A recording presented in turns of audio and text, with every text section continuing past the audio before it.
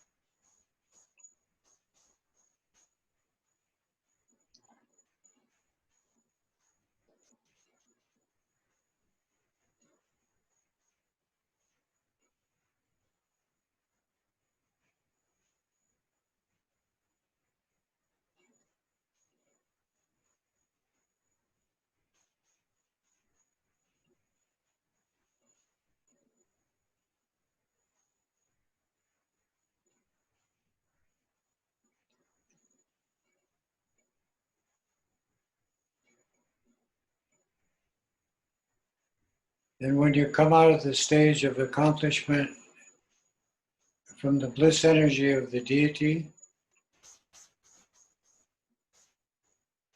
you again assume the identity of the manifestation of the rainbow body of the deity Manjushri or whatever yidam, and the mantra is applied to all sound. The sound that vibrates in your mind and the world around you, and the sound that sentient beings make. In this way, you bring all activity of body, speech, and mind and their reactions to the non-reaction state of your natural mind, Mahamudra.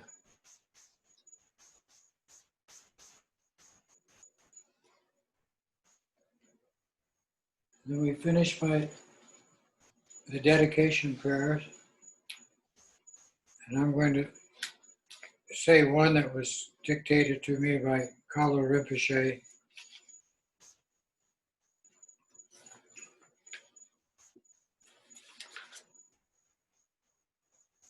It's called the oral seal, which seal is also a word for Mahamudra. May all the Buddhas and Lords of Dharma who possess the three kayas, of which we just practiced, the Nirmanakaya, the Dharmakaya, and the Sambhogakaya, and the 10 wisdoms, all these gurus and yidams, dakinis, Dharma protectors, and all others who manifest Dharma activity, please witness with kindness this dedication of merit of these virtuous activities tonight.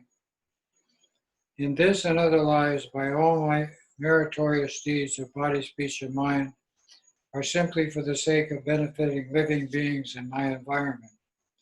May all the emotional defilements become transformed into occasions for spiritual progress.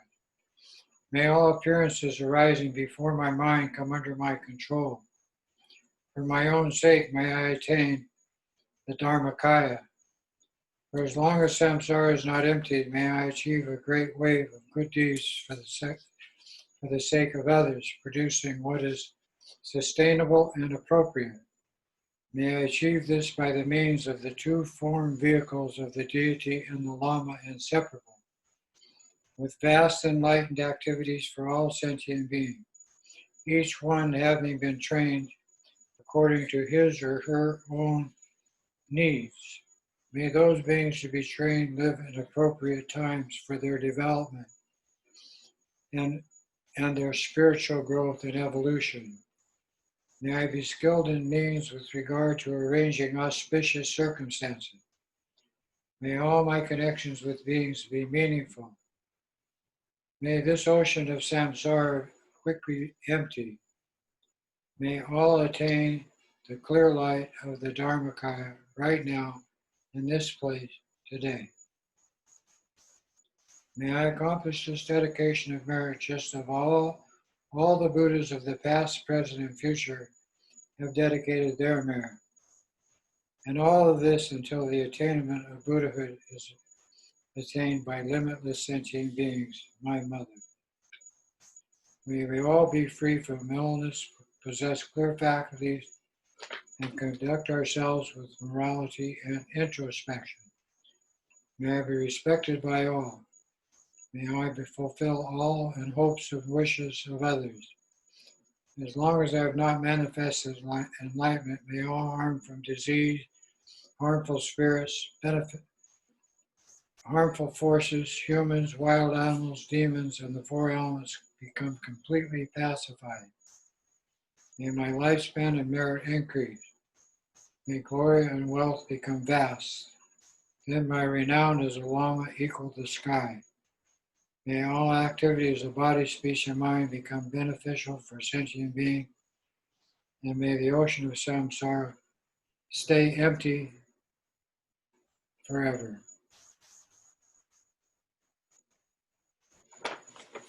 Kewa di nudu dao chagya champo jubirne jowa chinki malu pa ei sala gopar jo sanje kuso nimpa jimla dao shoni megar dimpa jimla dao gendu michi dimpa jimla ki Shitargum Wamon Manju Par Sho. May all the lamas have long life, good health, happiness, and prosperity. May all their wishes be fulfilled. May all beings be happy, free of suffering, and established in equanimity and bliss.